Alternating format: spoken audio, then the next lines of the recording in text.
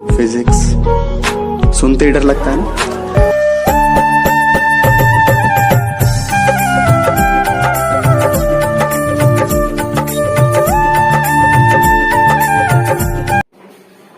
नमस्ते छात्रों, आज कक्षा 12 में जो पहला आपका यूनिट है या पहला लेसन है, इलेक्ट्रिसिटी के बारे में आज हमें बेसिक जानकारी लेनी है। तो विद्युत, इंग्लिश में इलेक्ट्रिसिटी, ठीक है ना। ये हम लोगों का गलत बोलना होता है कि लाइट आ गई। लाइट का मतलब प्रकाश होता है और विद्युत को हम इंग्लिश में इलेक्ट्रिसिटी के नाम से जानते हैं। एक चीज तो ये, बाकी है क्या विद्युत? कोई भी पदार्थ हो वो आपका अणुओं से मिलकर बना, ठीक है ना।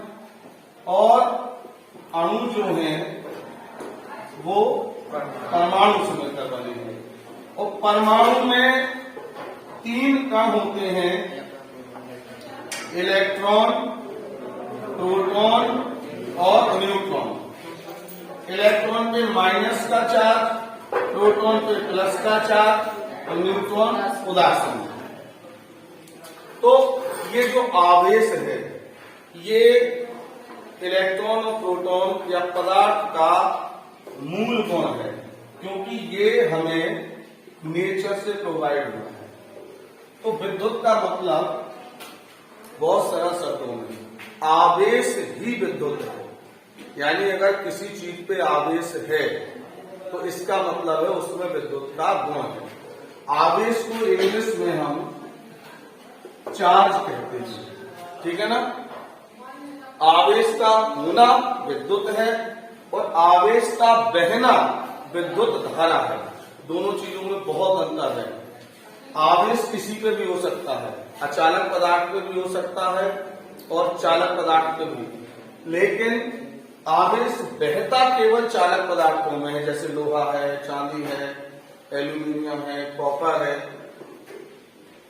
एक घरेलू एग्जाम्पल आप सबने देखा होगा, अगर हमारे बाल सूखे हैं और सूखे बालों में हम जब कंघा रगड़ते हैं तो उस कंघे में गुण आ जाता है कि वो हल्की सी वस्तुओं को अपनी ओर आकर्षित करने लगता है। इसका यह मतलब होता है जब हम कंघे से बालों को रगड़ते हैं तो जो इलेक्ट्रॉन होते हैं वो ट्रांसफर होते हैं।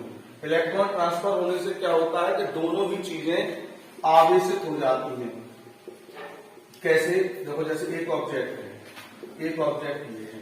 अभी प्रत्येक पदार्थ में जितने प्रोटॉन होते हैं उतने ही इलेक्ट्रॉन होते हैं, तो प्लस और माइनस इक्वल जब रहता है तो उस पर आवेश 0 माना जाता है।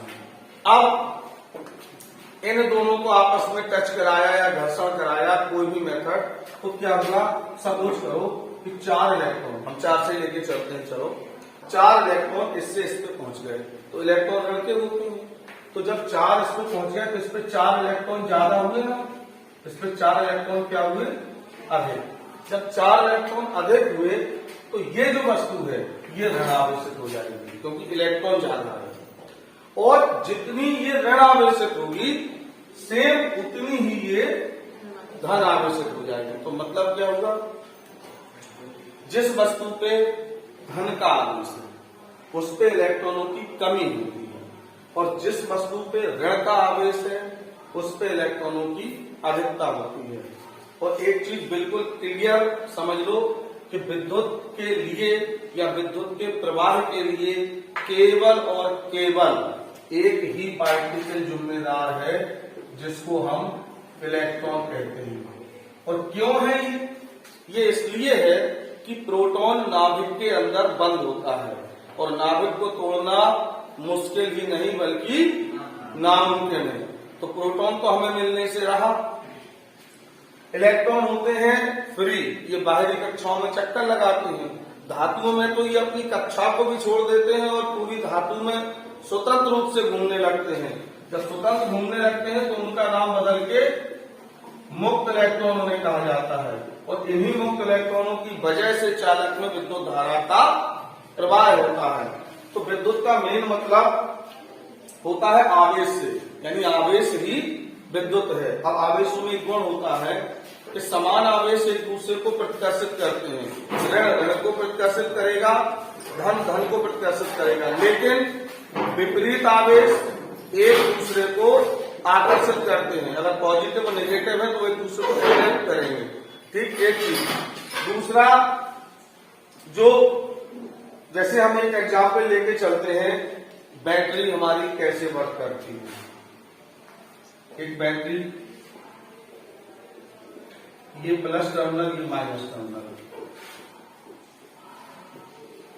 होता क्या है कि जो प्लस टर्मिनल होता है उसको हम एनोड कहते हैं, हिंदी में धनोद के नाम से जाना जाता है, और जो माइनस टर्मिनल होता है उसको हम कैथोड बोलते हैं।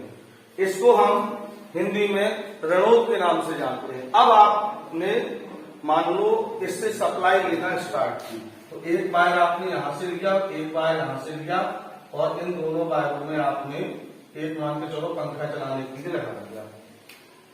तो जैसे ही परिपथ पूर्ण होता है तो क्या होता है कि चूंकि ये ऋण का टर्मिनल है, तो इसका मतलब है कि इस पे इलेक्ट्रॉन ज्यादा है।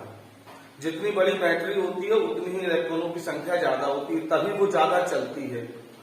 अब जितना इस पे इलेक्ट्रॉन ज्यादा होंगे उतने ही इस पे इलेक्ट्रॉन कम होंगे।